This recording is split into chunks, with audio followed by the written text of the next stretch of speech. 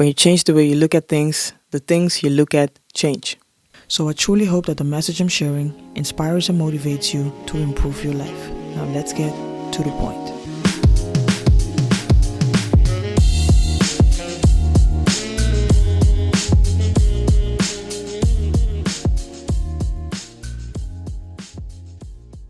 Alright, welcome back to another episode of ToDaPointPodcast. This episode is about leaving the comfort zone. So the idea for this episode came to me after a conversation I had with someone the other day about trying new things. And she asked me how I feel about changing things and staying in the comfort zone.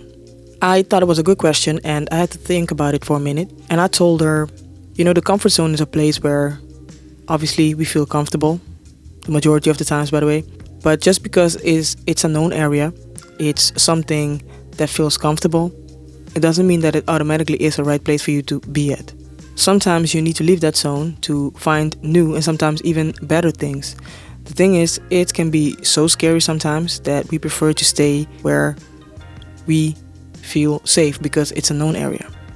But like I said, it's not a guarantee that that is a good place for you to stay at. One of the things that makes it scary sometimes, first I have to say it's all in the mind. One of the things that makes it scary is not knowing what awaits us, right? Not knowing what's going to happen. Not knowing if it is a better place than the previous place we were. But sometimes by staying, we do more harm than good. Because especially if it's in a place where you overstayed your welcome, right? I'm going to tell you this, and I can speak from personal experience. Whenever the time you spend with a person or at a certain workplace or whatever has come to an end, things start happening to force you to change. And the things keep getting worse and worse and worse until you decide, enough is enough. I can tell you that you can feel when it's done in every fiber of your being. And if you don't feel that, the universe will do anything and everything in its power to make you hear it scream that it's time to go. For example, crazy things start happening in your workplace. You get into crazy fights with your coworkers, your boss. You start having physical pains. You start dreading getting into work because you feel that everything is telling you that enough is enough. And the reason you feel this is because that thing you're doing is not in alignment with you anymore.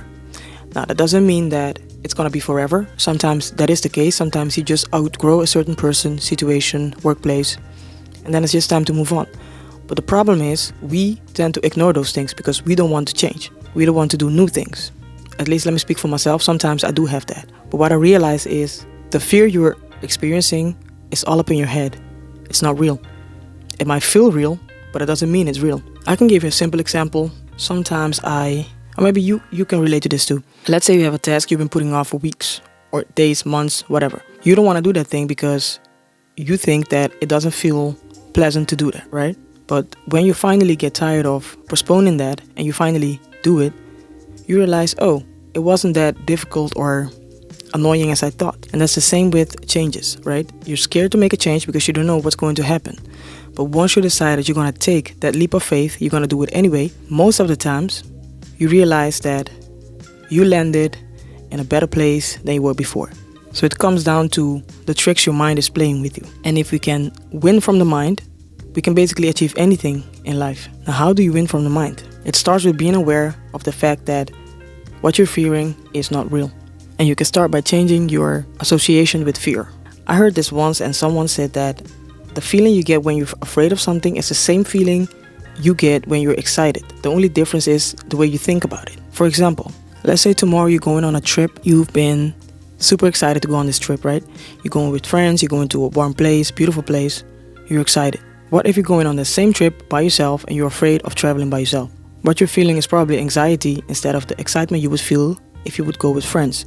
And that's proof of my point right there. It's the way you look at it.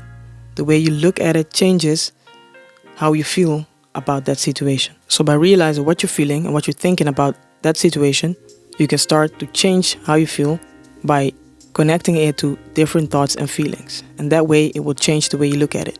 And we all know, or at least I hope you do, when you change the way you look at things, the things you look at change. Anyway, this was a short one. I hope it made sense. And I hope you liked the video. If so, like, share, subscribe, leave a comment. And I'll see you in another one.